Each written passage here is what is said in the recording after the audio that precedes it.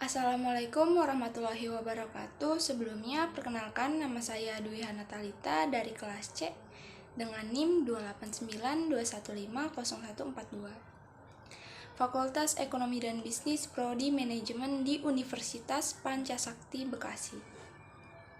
Tujuan saya membuat video ini untuk menyelesaikan ujian akhir semester 1 saya pada mata kuliah Penghantar Ekonomi Mikro dengan dosen pengampu Bapak Sumardi SEMM. Nah, teori yang akan kita bahas yaitu teori produksi. Teori ekonomi produksi produk atau dapat diartikan sebagai suatu persamaan matematis yang menunjukkan hubungan fungsional antara jumlah output maksimum yang dapat dihasilkan dalam satu proses produksi tertentu dan satu set input yang digunakan oleh produsen pada tingkat teknologi yang tertentu pula. Nah, ada input tetap, proses, dan output. Nah, Input adalah seluruh kemungkinan modal dan biaya yang dikeluarkan dalam proses sebagai upaya menghasilkan output dan juga penunjang kerja. Sedangkan output adalah produk yang dihasilkan atau hasil dari pemrosesan input pada rangkaian kegiatan yang dapat berupa barang, jasa, atau penghasilan. Selanjutnya, fungsi produksi. Hubungan antara jumlah output atau Q, jumlah input yang dipergunakan dalam proses produksi atau X1, X2, X3, dan Xn. Secara matematis dapat dituliskan sebagai berikut. Q sama dengan F atau X1, X2, X3, dan Xn, di mana Q adalah output dan X adalah input. Apabila input dipergunakan dalam proses produksi hanya terdiri dari modal atau K dan tenaga kerja atau L, maka fungsi produksi yang dimaksud dapat diformulasikan menjadi Q sama dengan F KL, di mana Q sama dengan output, K sama dengan input modal atau kapital, L sama dengan input tenaga kerja atau labor.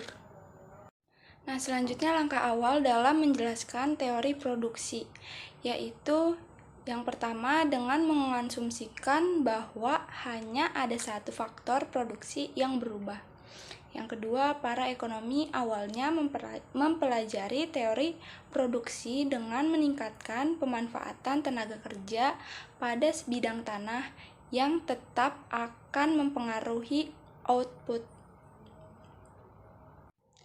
Jadi, dalam analisis tersebut diasumsikan bahwa faktor produksi lain seperti modal, tanah, dan teknologi dianggap konstan.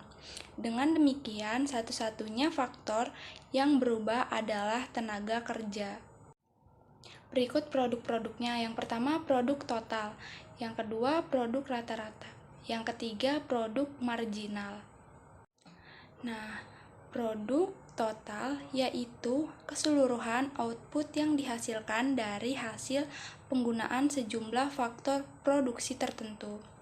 Yang kedua, produk rata-rata yaitu produksi yang dihasilkan oleh satu orang tenaga kerja input variabel atau AP sama dengan TP atau L.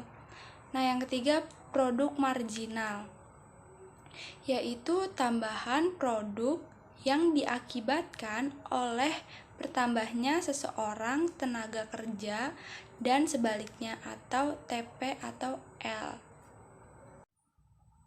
Baik, selanjutnya perkembangan teknologi. Produktivitas tenaga kerja dapat ditingkatkan dengan menerapkan teknologi yang lebih baik. Tenaga kerja dan teknologi tidak dapat dipisahkan. Dengan adanya perkembangan teknologi komputer, maka pekerjaan administratif dapat diselesaikan lebih cepat. Oleh karena itu, tenaga kerja dapat menyesuaikan diri dengan perkembangan teknologi saat ini. Nah, kesimpulannya menunjukkan dampak perbaikan teknologi terhadap peningkatan produktivitas tenaga kerja, meskipun hukum hasil yang semakin berkurang tetap berlaku, akan tetapi dengan adanya perbaikan teknologi dapat menghambat penurunan produktivitas. Pada mulanya proses produksi dengan menggunakan tenaga kerja sebanyak L sudah berlaku penurunan produktivitas tenaga kerja. Apabila tidak ada perbaikan teknologi, maka pada saat dilakukan penambahan tenaga kerja menjadi L, maka produksi akan turun. Nah, jika dua input yang digunakan dalam proses produksi menjadi variabel semua, maka pendekatan yang sering digunakan adalah pendekatan isoquant dan pendekatan isocos. Nah, mungkin itu saja materi produksi produk yang saya pahami. Kurang lebihnya mohon maaf. Wassalamualaikum warahmatullahi wabarakatuh. Terima kasih.